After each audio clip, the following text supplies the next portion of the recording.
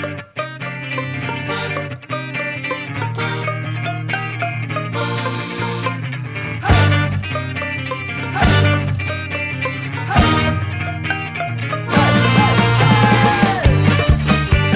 and welcome to episode 33 of the Sci-Fi Podcast. From Pittsburgh, Pennsylvania, I'm Nick Zoutra.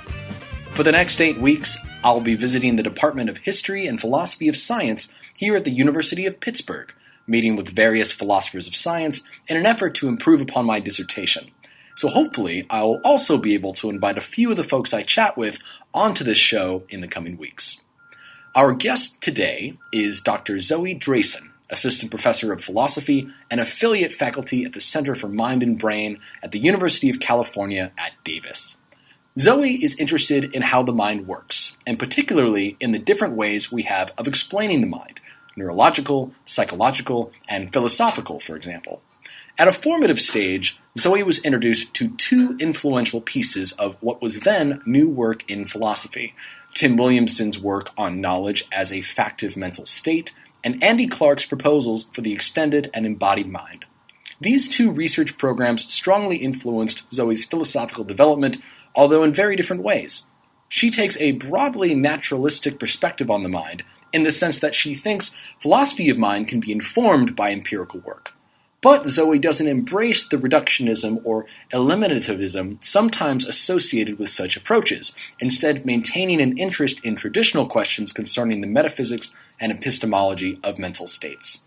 As a result, much of Zoe's work challenges the more radical philosophical conclusions drawn by proponents of particular approaches in cognitive science. Thus, without further ado, let's bring in Zoe.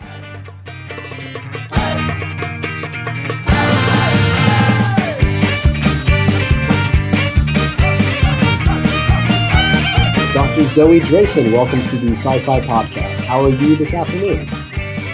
Thank you. Very well. How is Davis, California? It's lovely. So I'm in Sacramento right now, which is about 12 miles, 15 miles maybe from the Davis campus. But I live in Sacramento so that I can avoid bumping into my students at the grocery store. That's a good plan. Have you seen the film Lady Bird?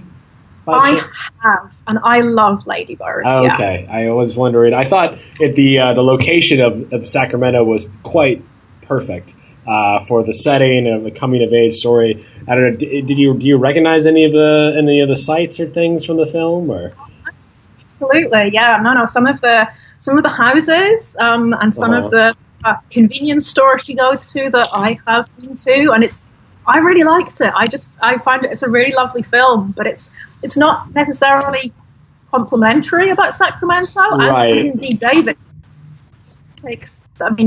Sacramento gets called the Midwest of California, right. Which is absolutely perfect. It is, but that's kind of why I like it.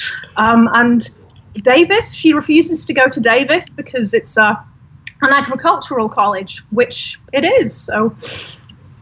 Interesting. I remember. Yeah, now I can remember that. Interesting. Yeah, I was sitting in a theater in Indiana watching the film, which is in the Midwest, and when the line was said, nobody laughed in the theater. It was. Imagine being the second brunt of the joke. It's like oof. But realizing there's particular. Well, the staying in state, it's kind of the individuating from family and hometown is. I can understand that, but. Well, cool. Well, we spoke briefly. So, has the quarter system? Is school started yet for the next quarter? Yeah. So, we're on the quarter system. So, I guess we've been back a week, 2 weeks. I'm lucky enough not to be teaching this quarter. So, so I told you, it's a nice system having a 2-2 teaching load, but spread over quarters rather than semesters. So, it just means you get that breather during the academic year, a chance to just kind of finish up the research projects and the papers that people have been hounding you for that you never get to when you're teaching. So yeah, it's nice. Fantastic. Well, I'm excited to hear a little bit more later on about what you're currently working on or what you're hoping to work on. But as we do, let's take a step back and start back at the beginning, Zoe. I'd like to know, where did you grow up? Scotland. So I was born in Edinburgh. Raised, I guess I spent most of my childhood in rural Angus, so about kind of halfway between Edinburgh and Aberdeen, for those who know Scotland. So kind of boring agricultural part of the world. A nice place to grow up because you kind of want to get out if you live there. So I probably wouldn't have been nearly as ambitious if I'd grown up better, somewhere that I'd enjoyed being, but I was desperate to get out. So interesting. So, the relation of not liking where you were and ambitious. How did that work? How did that come to be? So I guess I went to a state school, local comprehensive high school, and where being in any way bright or intelligent was something to be concealed. Not something to make much of. If you wanted to be, have friends and a social life. Sure. So, and I was bright. I was smart. I didn't work particularly hard. I found I didn't need to at that stage, which was good. But I wanted to be somewhere and be surrounded by people where it was okay to be clever, to be smart, and that was something that was valued rather than ridiculed. So I mean, I can kind of relate to that a bit in terms of, I imagine the gifted students or the smart it's sort of like they're not always perceived to be the most socially desirable or whatnot. But I imagine that depends on where your context and where you are. It sounds like in this particular context that was quite the case. Yeah, I think so. I certainly wasn't. I was no kind of social outcast or pariah, and I wasn't. I certainly wouldn't have kind of classed myself as a nerd. But I think largely, as I said, because I didn't need to study or work hard in order to get good grades, so I could just mess around with my friends. And I wasn't a well-behaved student at high school. I was forever getting into trouble, usually because I'd have finished all the work, that we were supposed to do in class in 5 minutes, and then would spend the rest of the time trying to disrupt the class and entertain myself. And a lot of it just came down to boredom. What we were doing wasn't kind of really particularly stimulating, and so I could my own entertainment. So I was, forever getting into trouble, not serious trouble, but just I guess I was quite an annoying high school student, probably for my teachers. But other than that, I really enjoyed it. I made a lot of really good friends. Several of them are still, my best friends decades on. So my best friend is still lives in Scotland, and she's someone that I sat next to in French class when we were 12 years old. So, wow. We've got a lot together. Oh, that's fantastic. What were your parents up to at the time, growing up? My parents were both medical doctors. I guess I certainly had kind of quite a middle class upbringing, which was also something that kind of marked me out a bit at high school. It was pretty much. It was otherwise very much a sort of a working class town. Yeah, but my parents themselves didn't come from particularly middle class backgrounds at all. But they had gone to university and become medical doctors, and they were very supportive of learning and intelligence. They were quite keen that none of their children, I'm one of three, quite keen that none of their children should become medical doctors now, which is an interesting one because, as I understand it, a lot of doctors' kids are sort of groomed to go into the profession, and we weren't. And there's three of us. None of us have become doctors. So, I think my parents, they didn't work for private medical companies. They both worked their whole careers in the National Health Service and felt very strongly about social health care. And so as a result, this wasn't the kind of cushy doctors where you get to spend most of your time on the golf course. Right. They both worked incredibly hard. And, made certainly enough money, but were by no means kind of like hugely wealthy. So I was brought up with respect for, hard work and education. But they were basically very keen for all three of their children that we should do something, we should find something that we enjoyed. That's great. And so, so I think that's right that a lot of folks, physicians' families, either encourage it, or I guess in the case not as often, but say, well, look, this is some of the realities of things. Do what you love. Do what you want to do. You don't have to be a physician growing up. So, what kinds of things were you as an adolescent, as a high schooler, interested in pursuing or being at the time? So I think at one point I wanted to be a lawyer because I thought that was kind of it seemed to be the obvious choice for an intelligent person. Sure. An intelligent person who didn't want to be a doctor. And certainly that's something that appealed to me. One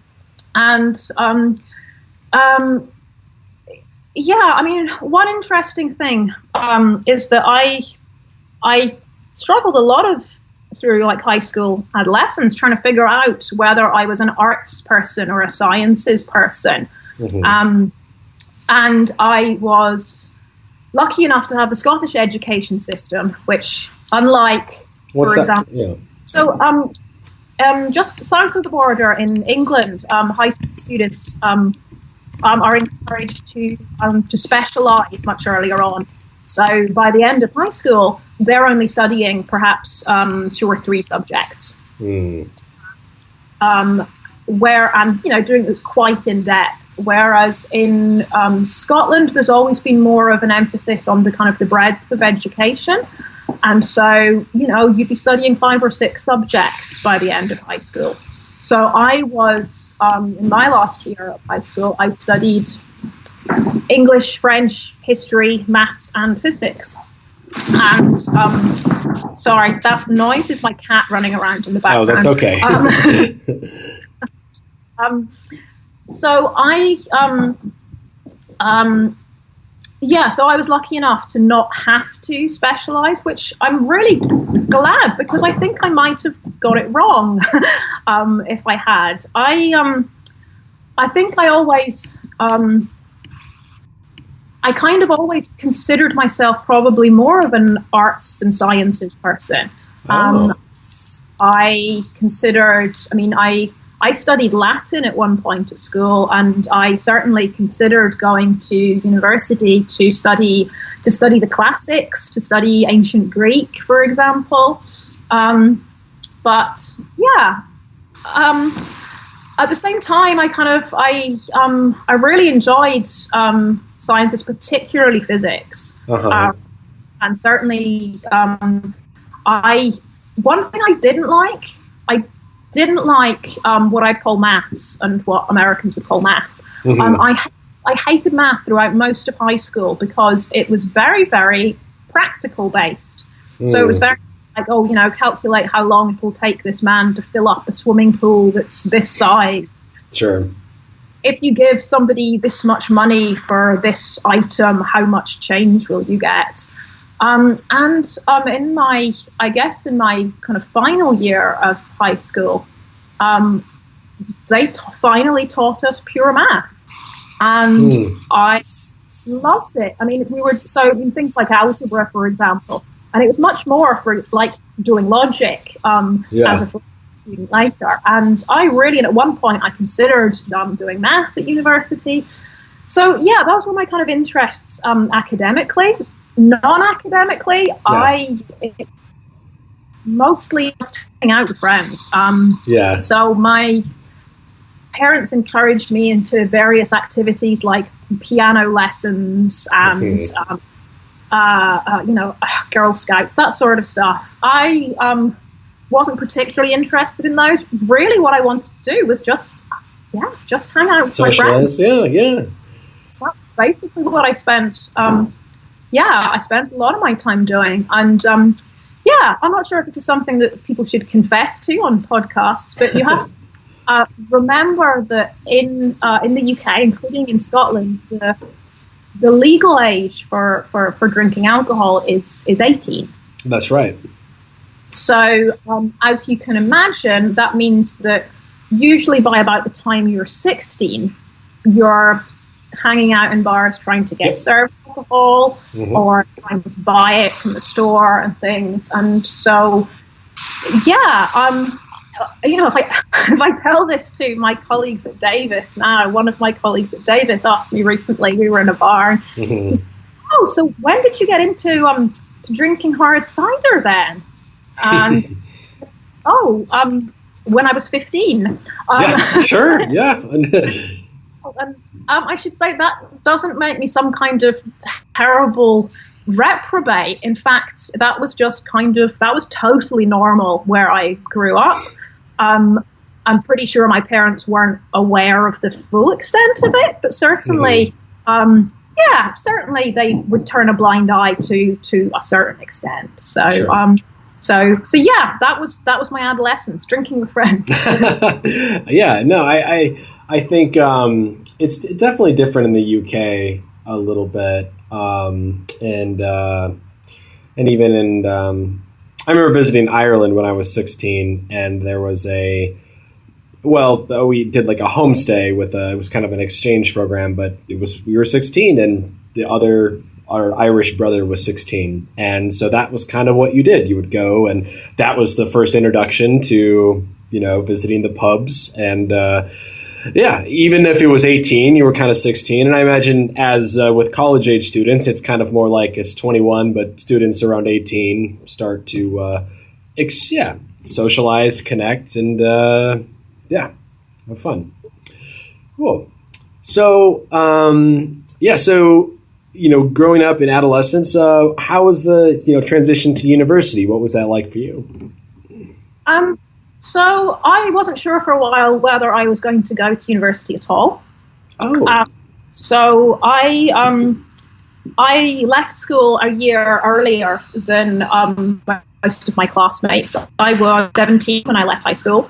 The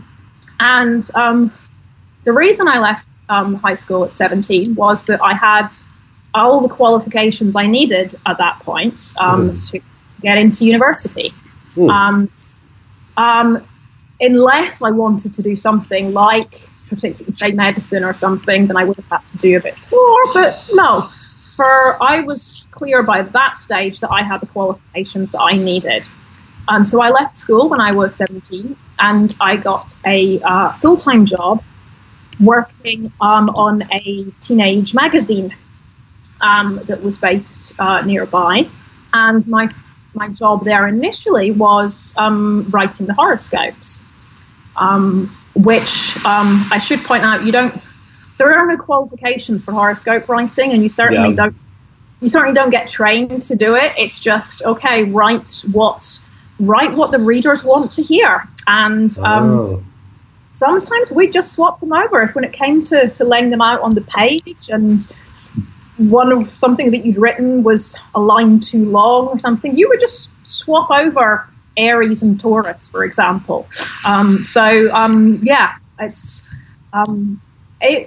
It was a fabulous experience. I loved it. I kind of went on there to write all kinds of features and to participate in sort of makeovers of 14-year-old girls. Yeah, answering readers' letters.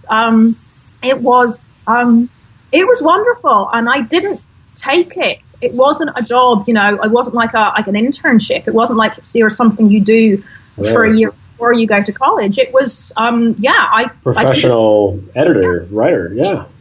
I could have stayed there. And I seriously thought about it. It was kind of lucrative too, because it didn't pay very much, but I was still living with my parents.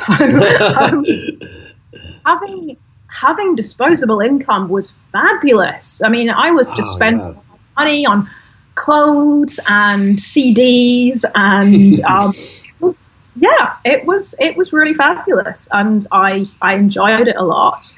And I felt kind of something was lacking. I do remember at one point I remember at one point sort of smuggling into the office a copy of Douglas Hofstadter's book, Gödel Bach, and reading it under the desk when I was supposed to be writing my horoscopes. I kind of really liked this. I really liked this sort of, this sneaky intellectual. I think, a few things went down. I kind of became a bit disillusioned by the way the company were treating some of its employees, and in the end, I decided that I would go to university the following year. But it was by no means a done deal, and I think my parents were okay with the idea that I might just do this as a trade, as a profession, and not go to university. Yeah, I mean, in the sort of magazine and publishing industry, I imagine there's also kind of a nice sequence of working from particular editor to maybe story. I don't know. Was there a chain of command that you could have worked in-house up through the magazine, or? Yeah, absolutely. I could have either there or at other companies. Yeah, right. Progressed, and it was something. I mean, journalism was something. I mean, it was my kind of first. My first sort of foray into journalism, and there was a lot that I liked about it, and there was aspects that I didn't like about it, and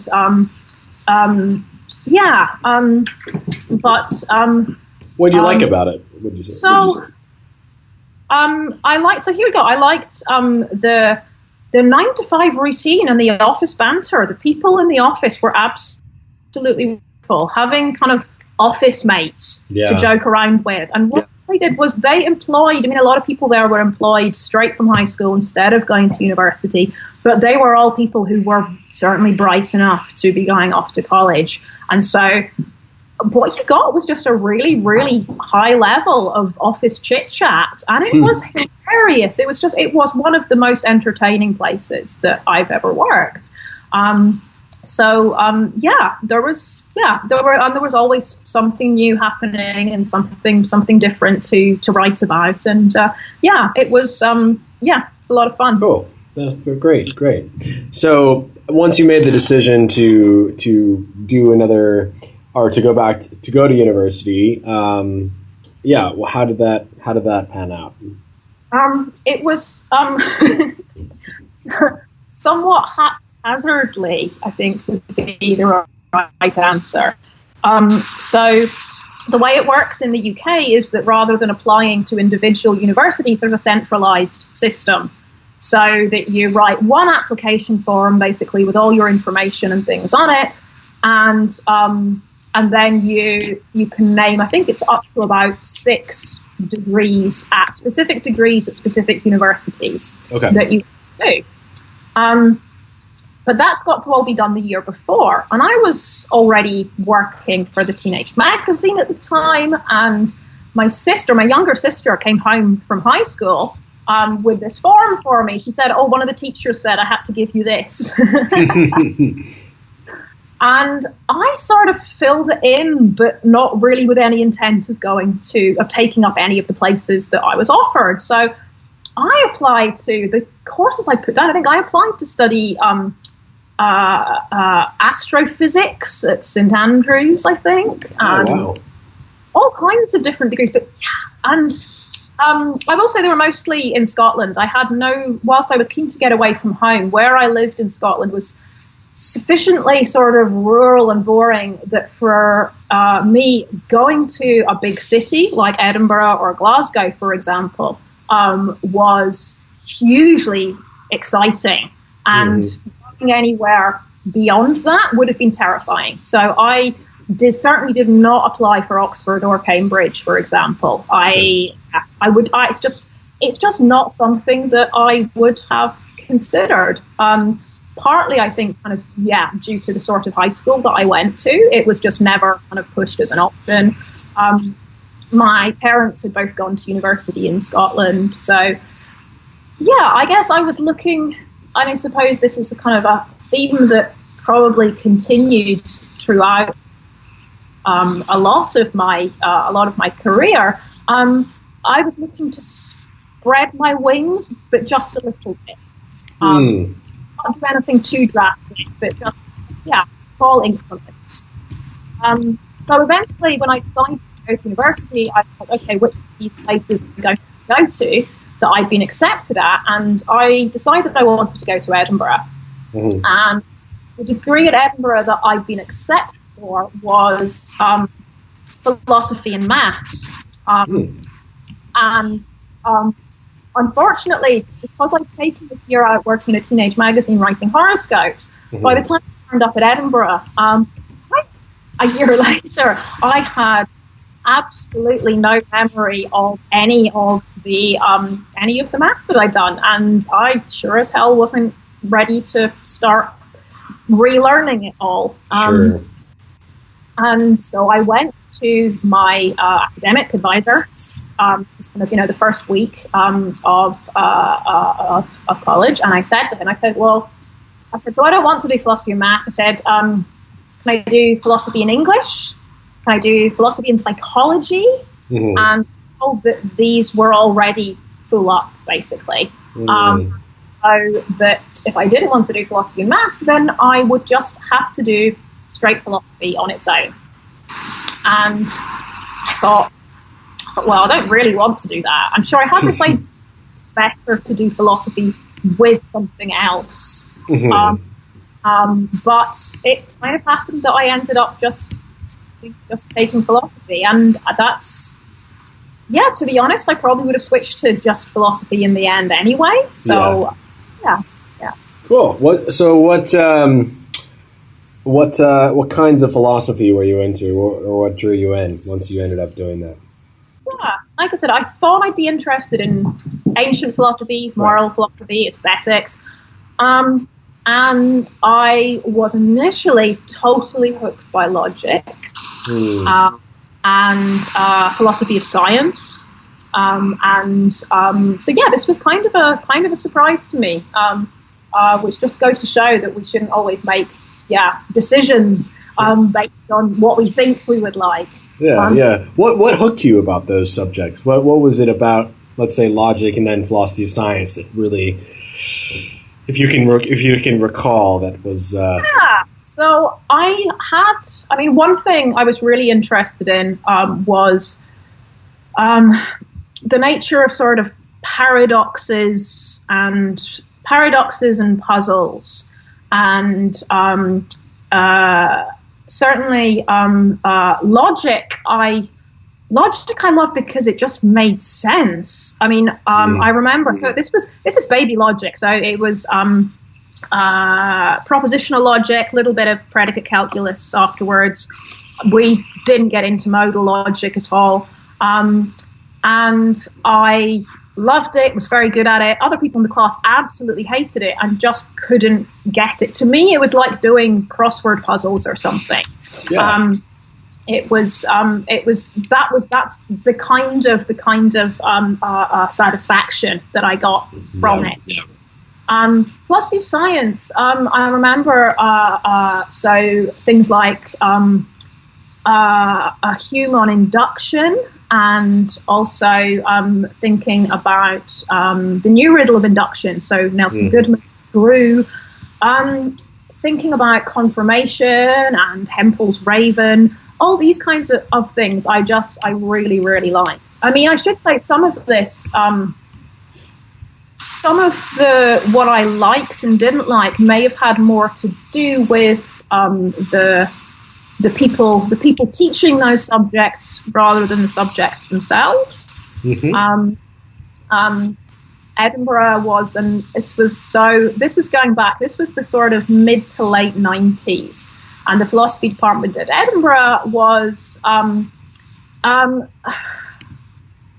let's say, there were no female faculty. The faculty were all male, they were mostly approaching retirement age, and were not research active. Some of them had never been research active. A few of them didn't have PhDs. Sure. Some of them, exceptionally good teachers, and really, so it's very different from how the Department of Edinburgh is now, and things were sort of changing towards kind of my final year there. But I was lucky enough to be taught by some really amazing junior philosophers who went on to become kind of quite well-known senior philosophers. So that was, obviously at the time I didn't realize that. But, so who were these junior philosophers at the time? I was taught philosophy of science by Alexander Bird, philosophy of biology by Dennis Walsh.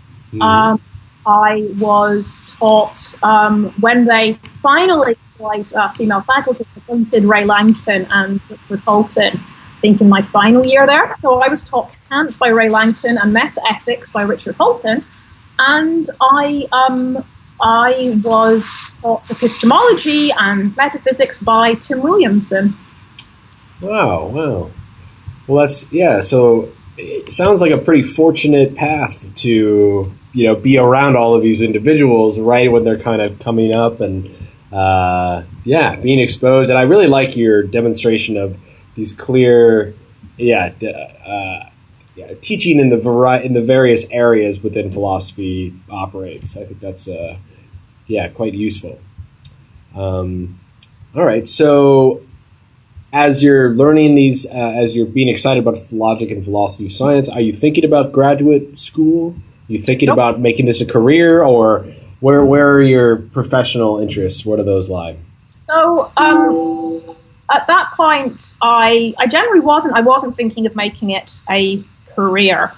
I was heavily involved with the student newspaper at Edinburgh University, and so most of my time was spent working on the student newspaper, hanging about with people who wanted to be journalists. I really liked it. I didn't really want to be a journalist. I certainly didn't want to be a newspaper journalist. Sure. And kind of that you have to kind of produce copy on a very tight deadlines and things. Right. That's but the general sort of kind of editorial work I really enjoyed. I did also really enjoy philosophy, and at one point, I realized, I remember opening a philosophy book that I got from the library and looking at the sort of the publisher's information on the inside, or reading the acknowledgements page where the author thanked, the editorial assistant at the publishing house. And it suddenly struck me that somebody produces these philosophy books that we read, that there's a publisher who publishes those. That's publishing. That's a lot like kind of editorial or journalistic work. But if you could publish philosophy books, I thought that would be brilliant, because that would just be an ideal way to kind of indulge my interest in philosophy, while having what I considered a real job. Yeah. So that was very much my focus. Okay, and so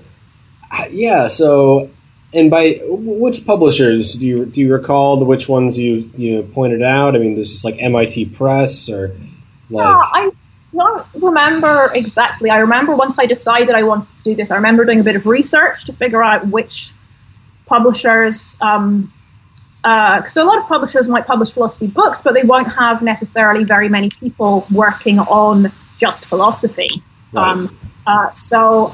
Which was what I determined what I wanted to do. So I did a bit of research, and I realized that if I wanted to work in philosophy publishing, I was looking at I kind of narrowed, Oxford and Cambridge University presses, Blackwell in Oxford, and Routledge in London, and I was in Edinburgh. So I figured out that once I graduated with my philosophy degree, I should take myself off to Oxford or London, and because that was the only way that I was going to be able to pick up the sort of work experience that I needed, and to get involved with these companies. So did you take this on, or what was your next step after university? I did. My next step was to go and I took a publishing studies course at Oxford Brookes University that I don't even put on my CV anymore. I did it about halfway through. It was, I didn't enjoy it. It was an attempt to sort of make something practical into an academic subject, but it was very much a means to an end. Sure. Through it, I got various contacts. I basically emailed Peter Moncheloff at Oxford University Press, who's the philosophy editor there, just out of the blue, and just, demanded to come in and do some work experience. I told him I would just come in and hang out and not charge him any money, but, do work. And I did that, and that was great. That was brilliant, and I loved it. And so I started doing that around a couple of publishers, and then Routledge advertised for an entry-level editorial assistant on their philosophy list, and I applied and got it. And I worked at Routledge on the philosophy list for about 4 years after graduating from university, and it again, just great job. Really loved it. Wow. Yeah. So what was it like working? What was it like working at Routledge? Really good. I mean, basically, if you can imagine, at least for me, it was basically all the best bits of philosophy without to write any of your own. Now, I know that for some people that might not sound brilliant, but sure. To me, so you basically got to go to conferences, philosophy conferences, hang out with philosophers, go drinking with philosophers, socialize with philosophers, pick up on all the philosophy gossip. I got to think about, what sort of textbooks could we be publishing in what sort of areas? So is there a growing market for environmental philosophy, for example? So that level of market research and things. But so, being very, being very focused on philosophy. I mean, there's aspects of the job really required a degree in philosophy. So, writing the catalogue entries and interacting with the philosophers. So I'm the person who would email authors going, "Where's your book? It's past the deadline. Why haven't you sent your manuscript yet?" Sure. And I took great pleasure in doing that to some philosophy professors who a couple of years beforehand had been like, "Zoe, where's your paper? Where's your term paper? It was due last week." Yeah. So, I really enjoyed that aspect. I mean, some parts of it were brilliantly mundane. Sometimes it was just photocopying manuscripts. So, again, This was early 2000s. So, people would send in. We'd obviously ask them to send in an electronic file on a floppy disk as well as the manuscript. But this was not a paper-free office. We had piles and piles of manuscripts lying around the place. So, and again, the people, you can imagine the kind of people who work in academic publishing. They're the kind of people who could be academics, but think, think it sounds too dull. I love, in both, you're mentioning in your previous work experience, you've really mentioned like the social atmosphere of your workplace as being really important to just, enjoying yourself, quality of life, being actually motivated. That's great. I didn't know much about either, magazine writing or publishing house, but it's good to hear that you have some very smart, bright individuals who you can connect with. I just think that's so important for many people in getting good work done or just, enjoying your life experience. Yeah, and one of the things that I learned, so one of the reasons that I chose to go into publishing rather than go to grad school in the first place is that, it's going to sound terrible, I thought my social skills were absolutely wasted on philosophy. No. I think that's. Continue on. I thought I'd probably be very unhappy being surrounded by philosophers. Yep. I also thought I wouldn't respond very well to the lack of structure. So certainly graduate school in the UK, you don't have the same sort of course requirements and things. You're often just left alone to write your PhD. And right. I knew enough about myself to know that I wasn't going to be very happy with that. I mean, it's not that I wasn't going to make progress and things, but that it wasn't kind of conducive to a nice life for me. Now, that one thing that changed is working at Routledge and meeting a lot of philosophers and hanging out with them, realizing that, yes, some of them are incredibly boring and incredibly focused on what they do and can't make small talk. In addition to those people, there are so many people who were just so much fun to hang out with. I have just great memories of being at conferences and hanging out with philosophers like Tim Williamson, for example. Yeah. And they had so many interests. They were incredibly erudite and had, could talk about many, many things that weren't philosophy. And I thought, well, hang on, maybe I've got this wrong. Maybe I could handle being an academic after all, as long as these kinds of were my colleagues, then maybe I could. No, absolutely. So So after gaining experience with some fun individuals, and did you make the decision to go back to try to pursue academia? Yeah, so kind of. I mean, I will say it's such a long story that I'll cut it a bit short. What happened was that I became or were there some other thoughts going on? There were. For various reasons, I left Routledge in 2004 and went to King's College in London to do my master's degree. So it was a 1-year master's degree in philosophy of mental disorder that was taught by basically you were based half in the philosophy department at King's and half in the Institute of Psychiatry, which is part of King's College London, but incredibly, the place in the UK to be doing research into mental disorders. And so that's what I was doing for a year, and I did that with a view to probably doing a PhD straight afterwards, but I didn't. I think I maybe, and I bought a round the world flight ticket and went off traveling for a while. When I came back from that, obviously I desperately needed money to pay off all my credit card debts. Wait, what is an around the world flight ticket? Is that where you just keep flying east, or It's a ticket that basically, so usually a few airlines kind of get together to offer them, and you just pay one price for it, and it includes a certain number of stop-offs, and your stop-offs have to be in certain places. So, for example, you can't have them. So you have to have, at least one on a certain continent and things like that. So, I went to, where did I go? I went to Hong Kong, various places in Australia, New Zealand, Fiji, Hawaii, and then back to the UK. And I was away for about 8 or 9 months.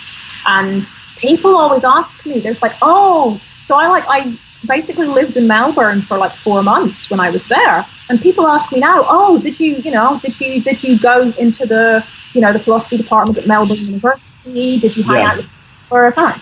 Absolutely not. There was no philosophy going on. I did not read a work of philosophy at all the whole time. It was non-philosophy time.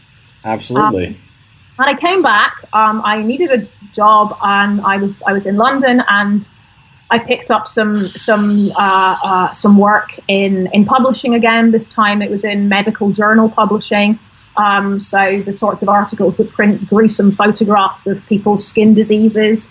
And I was doing that and applying for better publishing jobs.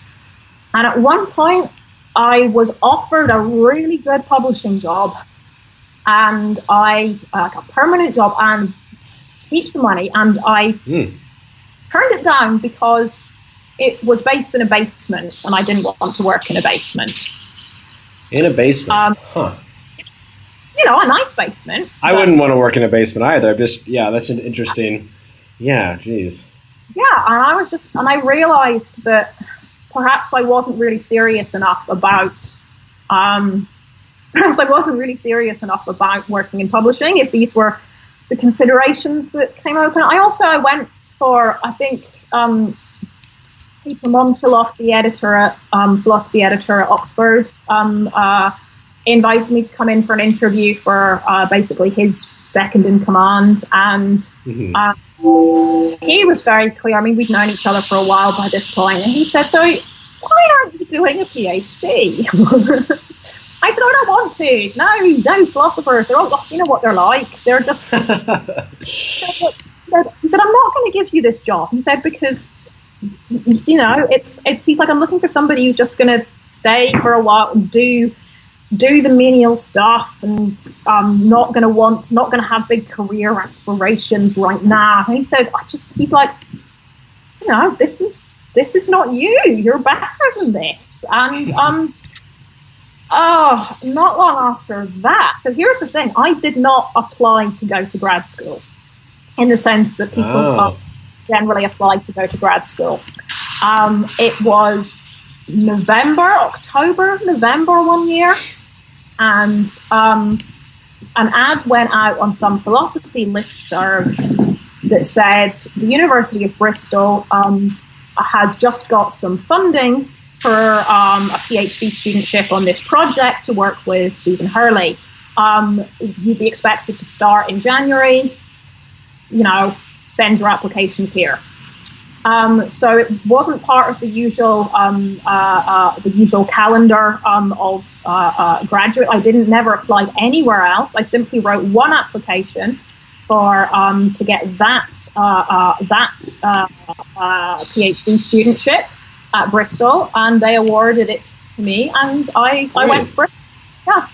Wow! So quite a different way of going about things. So I see you're working at Bristol, and how was Bristol?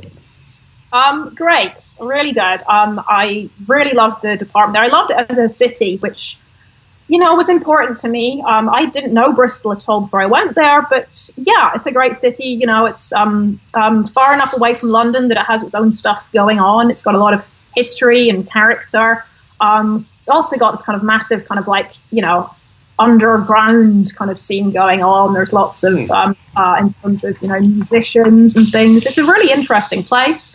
The university was great. The department at the time was very much philosophy of science focused. Mm-hmm. So, Sandra Burke, head of department, Samir Okata was there, and James Ladyman was there. So there was this very much this kind of philosophy of science concentration, which really suited me. I went to work with Susan Hurley, philosophy of psychology. She sadly passed away within the year. She had cancer.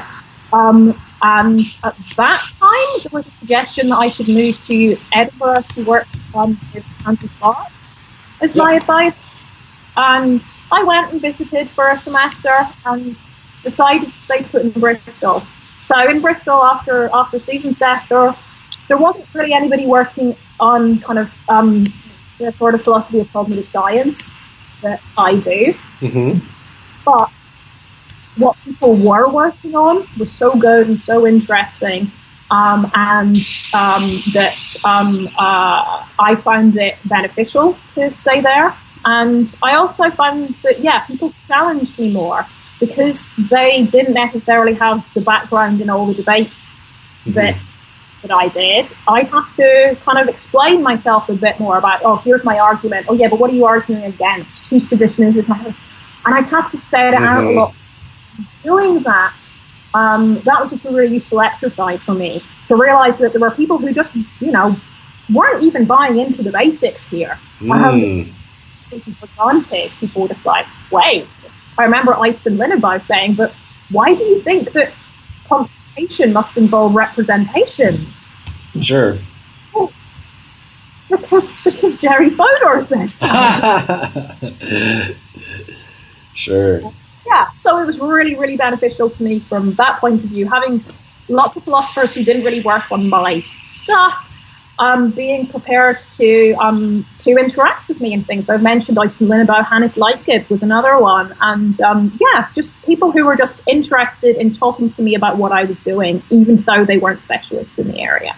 Wow, that's really great, and I think that's under recognized. I think in a number of fields, it's often the case that we want to go to work with those who are doing our work, but as you point out, it's very valuable to be able to explain yourself and to communicate. And it's so great to see that those individuals were interested in working with you despite having different interests. So, so I see your paper here.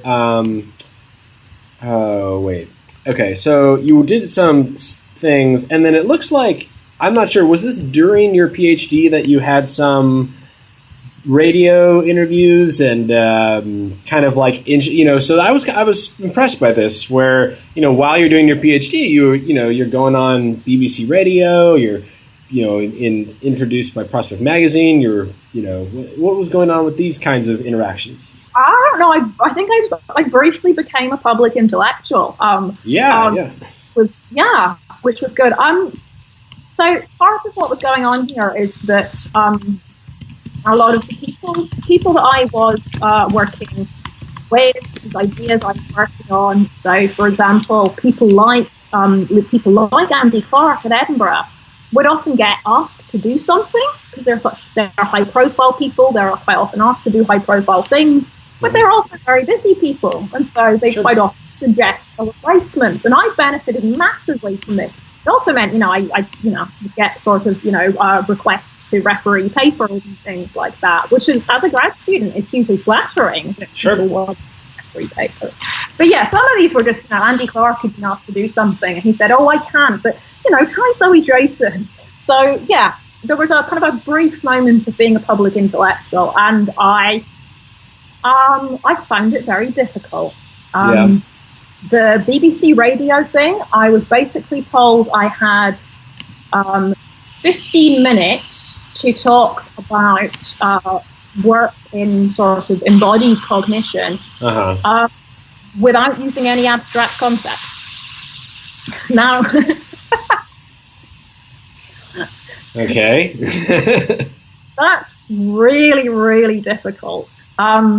And yeah, I found it, I have huge respect for people who are able to engage the public with their work. It's something I would absolutely like to be better at. I found it very difficult to communicate my ideas in ways that were considered accessible without compromising what I wanted to say. So I remember doing this piece for the BBC, and the producer would be like, well, can't you just simplify it and say this instead? And I said, well, no, because that's false. It's like, yeah, but people get the idea. I'm like, yeah, but I'm not going on record as saying that. Right. So yeah, I find it, again, it was one of those things. I thought it would be brilliant. I thought it would be really fun. I thought I'd want to do a lot more of it. It's incredibly challenging. And like I said, huge respect for the people who do it well. I still listen, despite living in the US now, I listen a lot to BBC Radio 4. And I often hear people that they have on. So, you know, somebody like Professor Barry Smith at the University of London does a wonderful job of communicating complex ideas without saying anything false. Yeah, I think I've seen a round or a discussion with him and a few other philosophers on like philosophy of neuroscience, the future of philosophy, and I think he was my favorite. There was this like panel. I think I really enjoyed his at least the way he discussed the role of philosophy, and yeah. Yeah, no, it's impressive. It's an impressive skill to have, and I believe it's a skill that all of us should really be cultivating. Right. You know, those of us who are, you know, paid from the public purse, or who have publicly funded grant money, we should be able to explain to taxpayers what we're doing in ways that they understand. And it's something, as I said, that I would love to be better at. Sure. Well, I think I appreciate the transparency and the difficulty of doing this kind of interviews, especially as an early career individual. It's definitely something a skill to continue with. So let's why don't we continue along your work? Let's talk about the transition to your first university position. How did this come about? So I was finishing writing my PhD on the personal-subpersonal distinction. I was applying for jobs and making headway. I was getting interviews. I mean, obviously not. Actually, sometimes even for like permanent posts in the UK. I was mostly applying in the UK. So permanent posts, mostly certainly kind of these sort of 3-year teaching fellowships or research postdocs. I was getting shortlisted. I was getting interviews. So, I should have been, looking back, I should have been delighted and positive with all of that. Obviously, I wasn't. Yeah. Just focusing on the fact that, I was going to be an unemployed philosopher.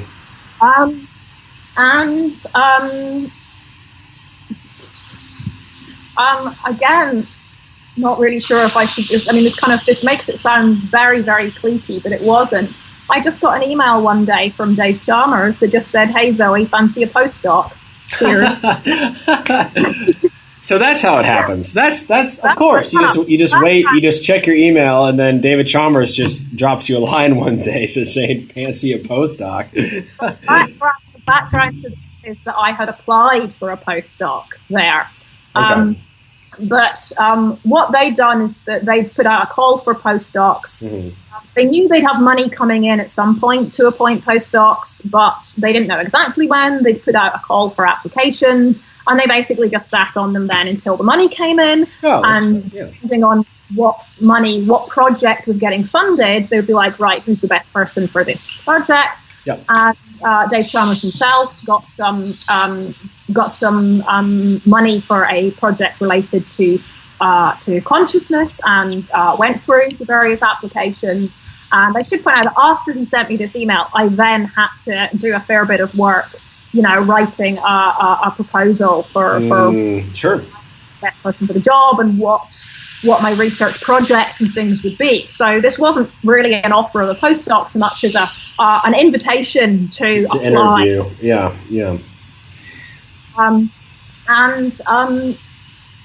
that's what happened. And yeah, to this day, I mean, I'm not going to pretend that I'm not extremely lucky. There is just that, having the opportunity to apply for a postdoc with Dave Chalmers, let alone get one, is immense, and was definitely a career-defining moment for me. Yeah, absolutely. And so, did you spend? Was it a 1-year term or one or two? It was a year and a half. Year and a half. So this was when Chalmers was at the Australian National University in Canberra. Hilariously, I visited Canberra as a graduate student for a few months and loved the ANU, great place, but hated Canberra as a city. And so when all my kind of non-philosophy friends were like, wait, you're taking a job in Canberra, but you hated it there.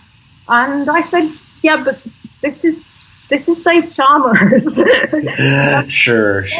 Turned down a postdoc with Dave Chalmers. So. And you mentioned that, like, even, I'm not sure if it was during your master's that you had also visited Edinburgh, or was it for PhD?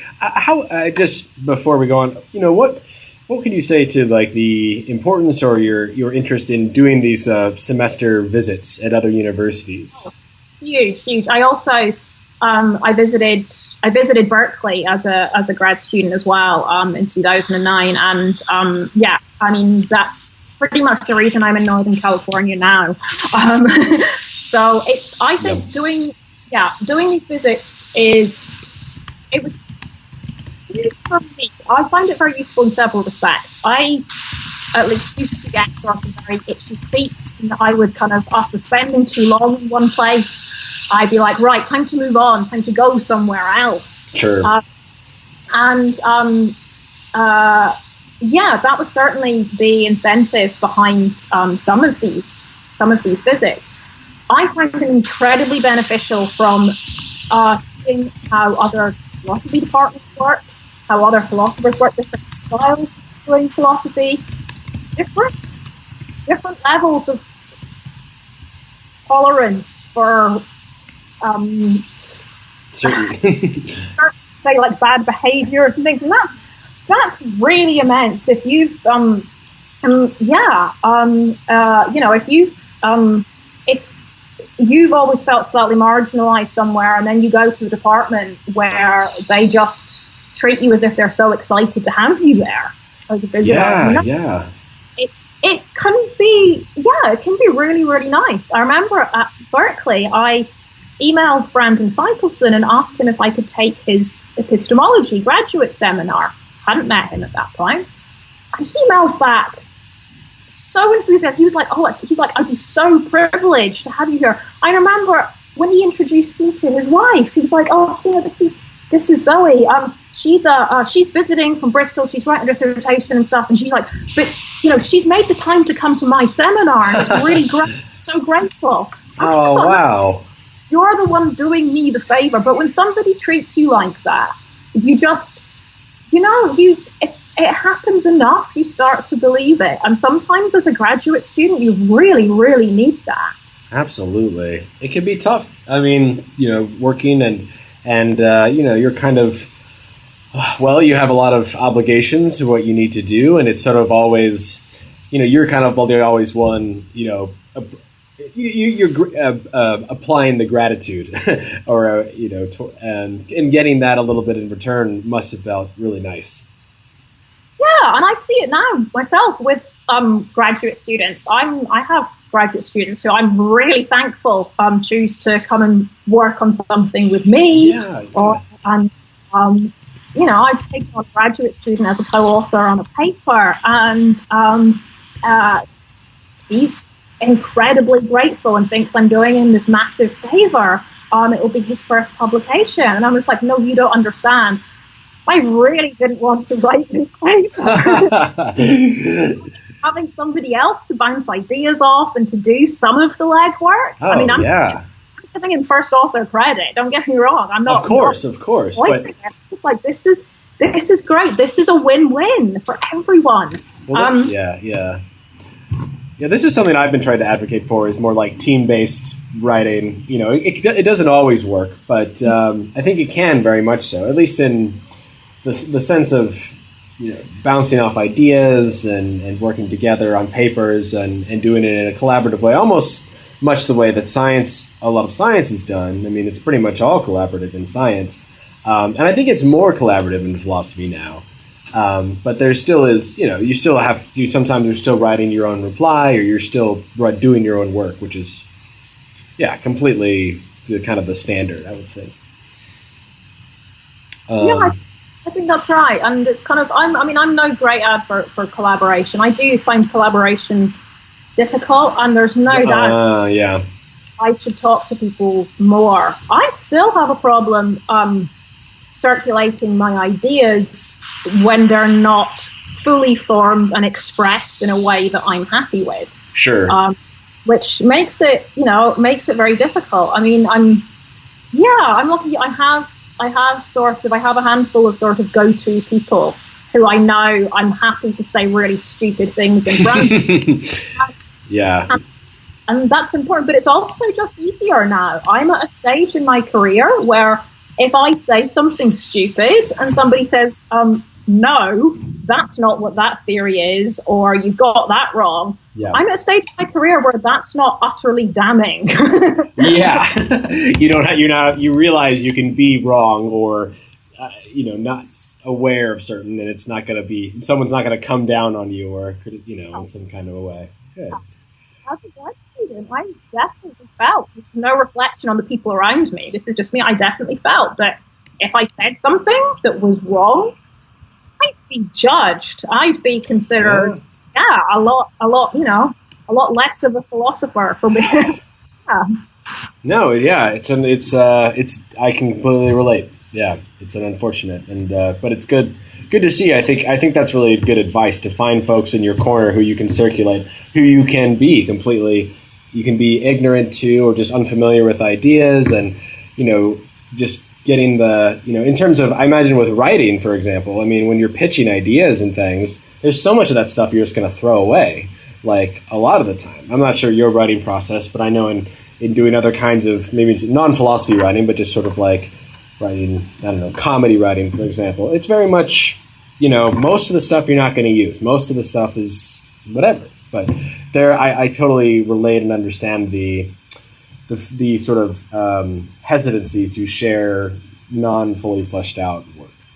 Yeah, the irony of it all is that certainly since getting that first postdoc and then subsequent positions, I have, of course, become much more confident about my abilities. When people you respect and admire as philosophers appoint you to their department, you think, okay, well, not bad. And as time goes on, you become more confident, a lot more resilient to knockbacks, because, as I said, you don't take them as signifying that you're never going to make it, or this is a terrible career idea for you. You're able to put it in perspective. And of course, the irony is that you don't, at least in my case, don't get this sort of confidence until you're at a stage where you don't even need it anymore. I would have really loved to have had this sort of confidence in my philosophy as a graduate student. And it's great. It's great that I've got it now. It makes writing papers so much easier, and getting rejections from journals now it's so much easier to deal with. But like I said, I could have done with it. I could have done with it 10 years ago.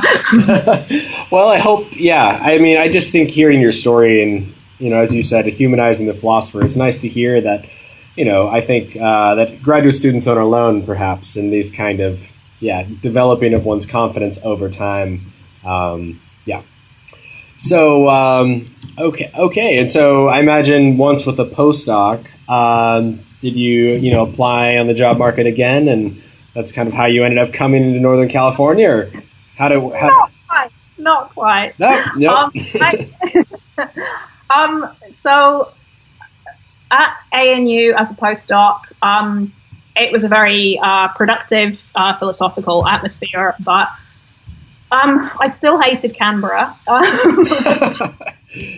And it was difficult being in Australia. I mean, to be honest, I think, as most people will tell you, it's difficult. The transition from grad student to postdoc or junior faculty is a difficult one, because you're somehow expected to hold your own as an equal amongst people that you spent years feeling very unequal to. Right.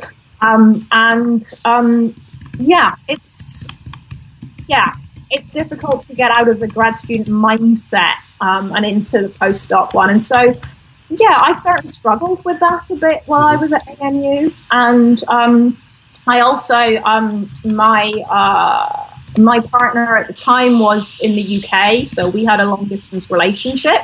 And basically, I was convinced all I wanted to do when I finished that postdoc was to move back to the UK. And there was certainly a time when I didn't even care if I got a job in philosophy. There was a time when I'd had enough of being far away and in a place that I wasn't really happy with. And I just desperately, real kind of homesickness, which is bizarre given that, I left Scotland in 2000. And so we're talking about 2012 now. But my partner was based in Scotland, and I remember applying for a job in Norway, in Oslo, and we were so excited because we thought, wow, it's actually really, really close. You can fly between Oslo and Edinburgh. I didn't get that job, but then I got a job at the University of Stirling, which basically meant that I could move in with my partner, and we each lived a half-hour drive from our respective jobs, and that was perfect until we broke up. Oh boy, life as it happens. So I did not apply. I didn't go on the US job market. I was only applying for jobs I thought I would like. I had this standard in my head. I didn't ever want to get to the stage where I thought that I've seen some people get at, which is I must have a job in philosophy at all costs. So whatever has to be a job in philosophy, I will apply for the most kind of, exploitative position in a part of the world I have, will hate just to stay in philosophy. And I set this benchmark for myself. So I tried the store Hot Shop, a clothing store based in the UK, and I set myself as benchmark for every job advert that I looked at. I thought to myself, would I rather work in Hot Shop? And the answer was yeah. Those jobs I didn't apply for. I was lucky enough to get the Stirling job, which I loved. I was there for 3 years in the end. I took it as a temporary teaching job, but they awarded me a 2-year research fellowship. So it was effectively another postdoc, and it was wonderful. I was living back in Scotland, as I said, for the first time in over a decade. Lived 30 minutes away from my parents. I would spend my weekends hanging out with my old high school friends I mentioned before, watching the X Factor with their kids, things like that. It was. Oh, that's nice. It was this. It was lovely. After the kind of experience of being in Australia, it was lovely. It was a period of consolidation. It was definitely a period of just. Again, like I said, not trying to spread my wings at all. It was just knuckle down, get some work done, enjoy the things that are important. Yeah. Good. That's And so it looked like this was about a year long or a year and a half position of some kind, or. initially at Stirling, I was there teaching. So that was a year and a half. Yeah. So, but yeah, then I got the research post. That's right. I was at Stirling for 3 years in total. Yeah. Cool. And so, yeah, I should say, I mean, we're kind of coming towards eventually get to Davis. Do you have maybe like one or two projects that, maybe one project that you, I don't know, do you have a favorite project that you've worked on that you are particularly like to discuss or to mention? And you can use abstract concepts if you'd like. That's totally fine. That's helpful because there's no way to do this otherwise. What I'm really interested in right now is whether I can be the kind of moderate naturalist that I want to be. Now, I'm particularly interested here, obviously, in cognitive science, philosophy of cognitive science. Now, there are lots of people doing philosophy of mind who don't engage with the science at all. Right. I have a problem with that. I think it's totally fine to do philosophy of mind like that, the non-reductionist project. That's great. Then there are the philosophers who basically are just looking at, let's say, psychology and neuroscience, and they think that we can read everything that we need to know about the mind from the science. So there's a certain kind of what I call some kind of extreme naturalism, really scientism, that I've always found, and my approach has always been to some sort of more moderate naturalism. So the naturalism that says, a methodological naturalism that says, look, we can learn things about sort of, say, traditional philosophical problems, metaphysical issues, epistemological issues. We can learn something from looking at science. That's what I want to say. Now, once you start spelling that out, it gets really difficult. Methodologically,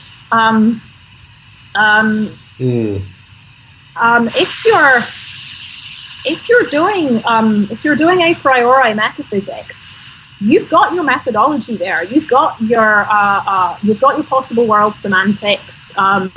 You've got a really kind of a hardcore sort of history of kind of methodological development. It says what you can and can't do. If you're extreme naturalist, if you're into scientism, then there's no need for a distinct methodology. You're just using, it's just science. It's science all the way. Now, my problem is that I see lots of philosophers making claims that go, drawing on science to make claims that go beyond. And I want to do that. I think I can do that. But once we start looking at the methodology behind that, it's not clear what it is. I mean, is it just inference to the best explanation? But in these cases, people aren't even putting forward. So yeah, I think there's the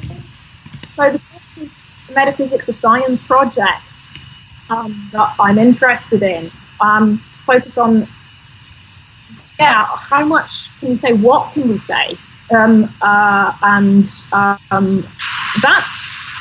that's difficult. So I'm looking at this with respect to, as I said, with respect to cognitive science. So something I'm working on is naturalism in the philosophy of perception. So let's say debates about the psychology of visual perception tell us about the metaphysics of perception. Can we draw any inferences about disjunctivism versus representationalism from the debate in psychology between constructivism and ecological approaches. And these are really, really difficult questions. And so I guess that's it. I have always, in all my work, I've always wanted to push a conciliatory middle ground. Yeah. Which is kind of embarrassing. I mean, it's, I will say I don't have a central thesis. I don't have something I am trying to push in the way of a positive philosophical proposal. At least, I mean, I do, but it's kind of concealed behind a whole load of smaller projects. Mm-hmm. Practice, it's not particularly interesting to make sort of middle of the road conciliatory claims. But that's what I want to do. So I have to resign myself to the fact that it's not going to make me famous. I'm not going to be Graham Priest pushing his three valued logics and Sure. And talking about true contradictions and things. That's not going to be me. I'm going to be making small, careful claims that I hope will help to advance the work of myself and others within the discipline. Yeah. So, who do you think?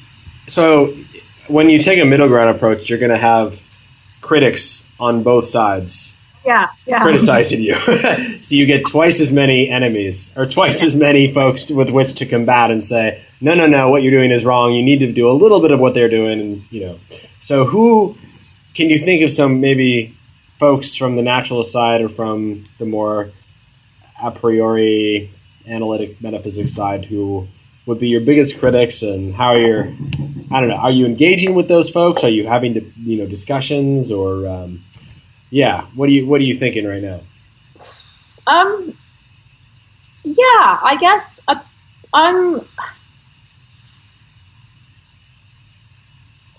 so I think it's fair to say,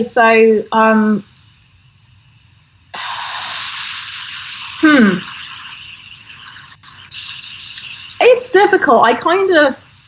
I'm slightly hesitant about naming. Yeah, and that's fine. Well, you can discuss position, or I don't know. I'll tell you. So one of the things that's motivated the work that I'm doing in perception at the moment is work by people like Andy Clark and Jakob Hoey on predictive processing accounts of the mind and of perception. They both. So the interesting thing is that they start from acceptance of the same predictive processing model of cognitive architecture, let's say. So neural architecture, fundamentally. And they say this is how the brain works. The brain works by having this hierarchy of Bayesian models predicting the input, and all that's getting processed and fed back is the error signals. Now, they both think that there are direct conclusions from this about the metaphysics of perception. What's really interesting is that they think there are different conclusions. Oh. So the way I see it now may not be correct. I think that they accept the same scientific model, but Jakob Hoey thinks that the conclusion of this is something sort of very internalist. He focuses on representations. At one point, he even talks about sense data. Clark takes the same model and says,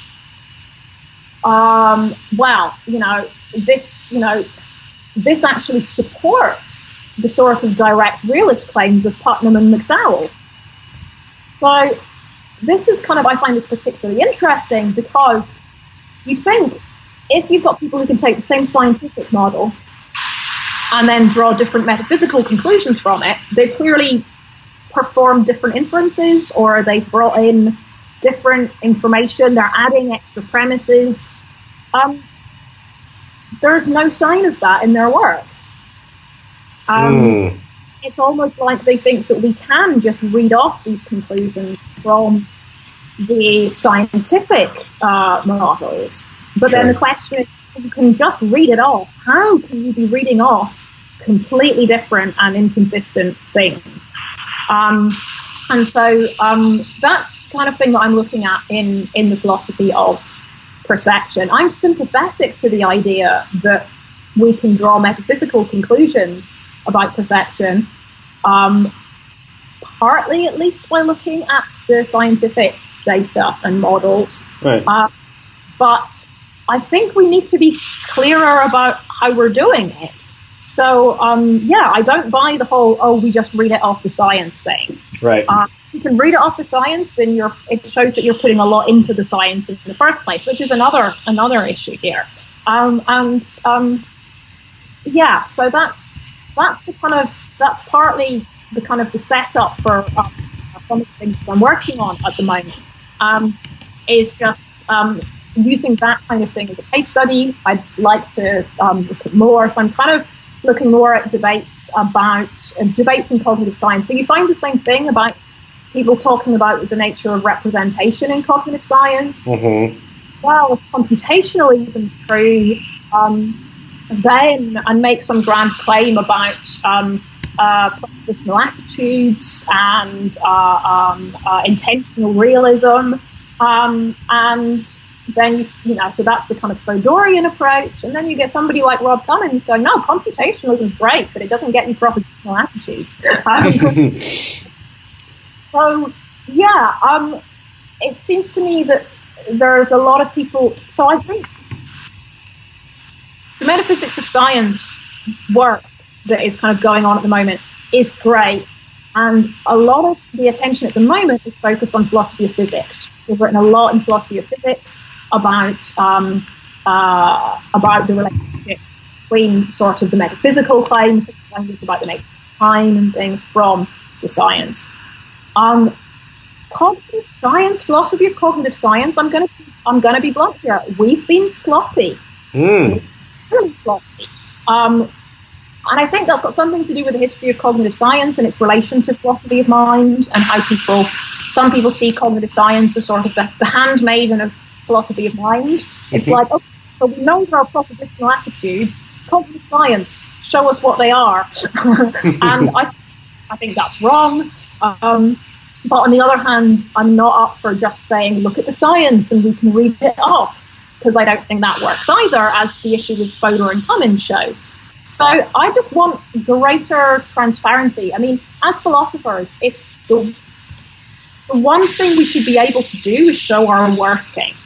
I mean, we train students to set out the premises of their argument and show how the conclusion follows validly. And we've not been doing much of that in philosophy of cognitive science. I say we here because I don't want to think that I'm kind of, throwing these allegations at people. I think as a community, we haven't held ourselves to particularly high standards in that respect.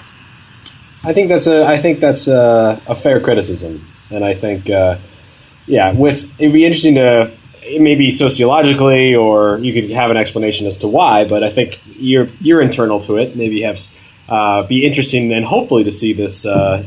Hopefully to see cognitive science and more philosophers of cognitive science, make some efforts to, be less sloppy with the kinds of work, or just be more, very clear with exactly how their kinds of claims and what they're up to.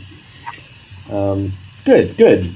Well, it sounds like a really great project. I'm very sympathetic to it, and mostly just very, very curious. I actually happened to come from a talk by a philosopher, this gentleman Porter Williams, who was talking on basically the same kinds of questions, but related with philosophy of physics. So, and criticizing this kind of more this naturalism approach, or naturalized metaphysics that is basically saying you can't read off from quantum field theory to then make some claims about, space-time, for example. For example, like they were talking about gunky space or something like that today. It was an interesting discussion, but yeah. That's interesting because when the semester that I spent at Pittsburgh in the Center for Philosophy of Science, certainly at the time that I was there, and again, maybe this was just kind of, partly just my experiences, but I felt there was a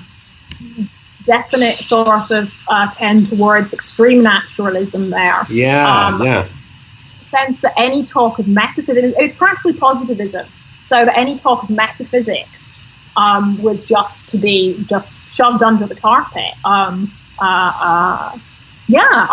was at a talk in Pittsburgh on downward causation, and a claim was made about, obviously there's downward causation because, the whole is causing the parts here. And I was like, well, what are the causal relata here? Are they, is it properties of the whole causing properties of parts? Is it properties? Is it events? Surely that's going to matter for this account. And I was put in my place. Really? These are the kinds of questions, these are the kinds of, basically it was like, people like you are the kind of people that we've been, trying to avoid all the time. Basically, people like you are the ones who've made philosophy of science such a metaphysical mess in the first place. Oh, gosh.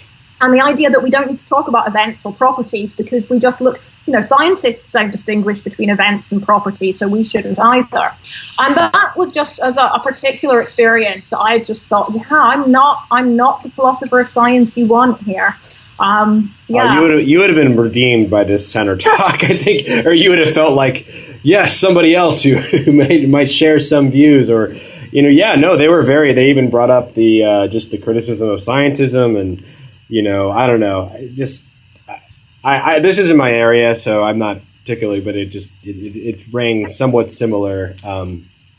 This is not a criticism of the Center for Philosophy of Science at Pittsburgh. This was obviously they have visiting fellows in and out at different times, and this was the group of people there at the time. I think sort of not deliberately, but kind of nurtured this kind of atmosphere.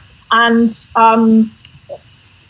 we're clearly, had clearly heard all these criticisms before, and we're quite defensive about it. And so, but I didn't find it that sort of, particularly useful for making progress with my work, because it seemed to be, my work seemed specifically to be asking the kinds of questions that some people didn't think should be asked. Yeah. Good. So why don't we conclude with a final question? We've been chatting for quite some time, and I've really enjoyed our conversation thus far. What do you see as one of the greatest challenges for philosophy of science today?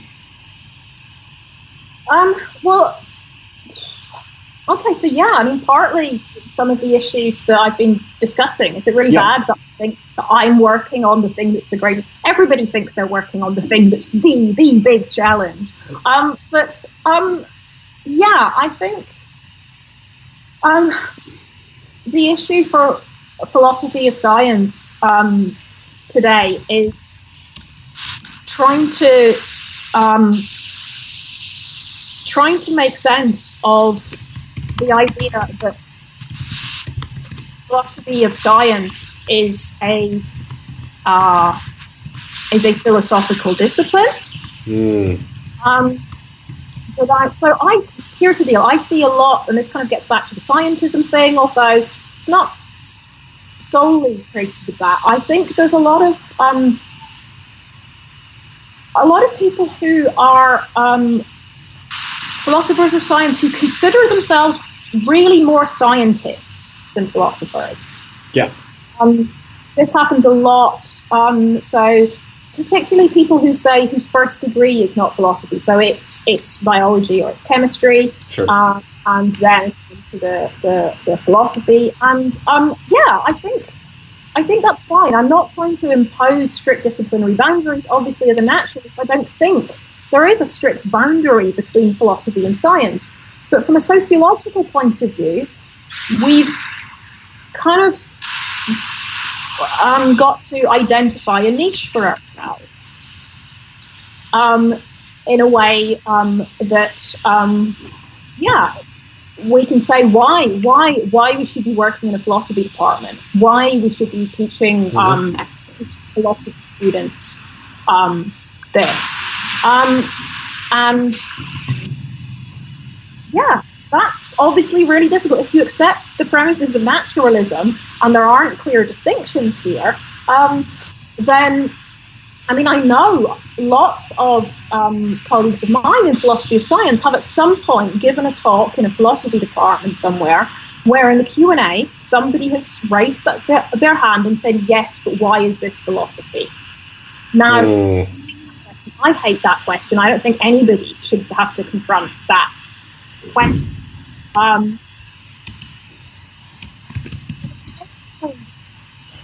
Do you ever retort back and say, why is it not philosophy? Or yeah. At the same time, so here's one of the issues that I see this raising. So yeah, I don't think philosophers of science should have to justify why what they're doing is philosophy. But I do think there is an issue with the raising of the next generation of philosophers of science. So there are some philosophers of science now who, when they started out, they were doing pretty traditional analytic philosophy. They were doing metaphysics, they were doing epistemology, they were doing they were using a priori methodologies. Then the world became more friendly towards naturalism, and it became more naturalistic. And then they got to the stage where they started dismissing not only all non-naturalistic, but all kind of non-scientific work as in philosophy as nonsense. Sure. So there are, I'm not going to name names, but there are reasonably prominent senior figures in, say, philosophy of biology, philosophy of physics, philosophy of chemistry, or whatever, who think that the philosophy that they do is the only philosophy worth doing. Now, I kind of think, well, you know what? They've earned the right to say that. They came up through the ranks. They've done all the other stuff. If, they get to grumpy old man stage, they're all men. They get to grumpy old man stage, that's fine. But here's the problem. They are cultivating that, or in their graduate students, or at least being accepting of it. So I'm going to name names here. So Kim Sterelny, philosopher of biology, who I like and admire greatly. He's a good friend, so I'm kind of comfortable saying this. Kim Sterelny cut his teeth on some really, some what would be considered kind of solidly kind of traditional philosophical work. His book on the representational theory of mind, for example, is great. I like his current work. It's fabulous. Kim, I think, will honestly say to people, if it's not philosophy of biology, why are you doing it? Particularly if people are going down sort of, a priori methodology lines. If somebody's doing speculative metaphysics, he's quite happy being dismissive of speculative metaphysics. Now, that's great, except that graduate students have to get jobs. Well, they don't have to get jobs. Graduate students want jobs. There are very few philosophy departments that will hire somebody who thinks that everything that's not philosophy of biology is bunk. That's right. Yeah. Students have to be able. First of all, they have to be able to teach, and it's very lucky and very privileged. You get to teach only in your subject area. Most people don't have that. You have to interact with your colleagues. Departments want to hire somebody that they can interact with. So you need to at least have some grudging respect for your colleagues doing the kind of philosophy that you don't. So I think one of the challenges facing philosophy of science is how our current senior hardcore naturalists are going to raise the next generation of science in a way that knows and gets them involved, gets them. I think for anybody in grad school, I think an appreciation of philosophy in general is great. I love ancient philosophy. I'd happily go to any talk on ancient philosophy. I'm not interested in working in it, but Sure. not because I think it's useless or I think that people should work in it. So, and I think philosophers of science aren't the only ones who think that their discipline is the only bit of philosophy worth working in. Other areas in philosophy too. I think philosophers of science are possibly the worst culprits. Ooh, that's a big claim. Yeah, no, but I think you could be right. I see it more, but I do think, and it's not that I want to single people out and say, look, you're doing something wrong or you're not doing right by your graduate students. My concern is for the discipline as a whole. Philosophy of science only thrives if philosophers of science are engaging not just with each other, but with people at the fringes of the discipline, where it kind of rubs up against metaphysics and epistemology and ethics, for example. I think for the sake of the discipline, I think philosophers of science need to be a bit more open, not necessarily in their own research. Their own research can be as specialized as they like, but in terms of how they the values that they encourage in the future generations of philosophers of science. Excellent. Very good advice. I appreciate it. I appreciate you speaking candidly about this, and hopefully the next generation will be a little more attuned, at least aware of the landscape and I think, as a doctoral candidate myself, we're aware of the biases of our mentors, and hopefully, I think as a self-reflective one can see when different avenues with which to approach, and also be cognizant of the shortcomings, perhaps, of whatever position you might be, holding on to. I hope so. I'd really like to give obviously the graduate students credit for being able to think for themselves and not blindly feeling. But where you have an advisor who is not only hugely respected in their field, but also very much a character as well, then I think it becomes difficult, perhaps to challenge that. Yeah. Great. Which kind of actually, I should say, ties back to the importance of, as a graduate student, going and spending time in other departments, because I think that's one of the things that can be really helpful. When you go to another department and you're like, really? People are allowed to talk about metaphysics here? And you realize that the things that you sort of thought were just part of philosophy are actually just part of philosophy in this one department, or in this one corner of one department. And I think that can be hugely important. Fantastic. Well, thank you so much, Zoe, for taking the time to chat. I usually leave some time. Is there anything you want to discuss here at the end? Mention a paper or a graduate seminar or anything you'd want to plug? I've talked far too much and said probably too much already. Certainly the candid stuff. Sure. I mean, I think you've been quite charitable to everyone in terms of kind of what's been going on, and I think, yeah.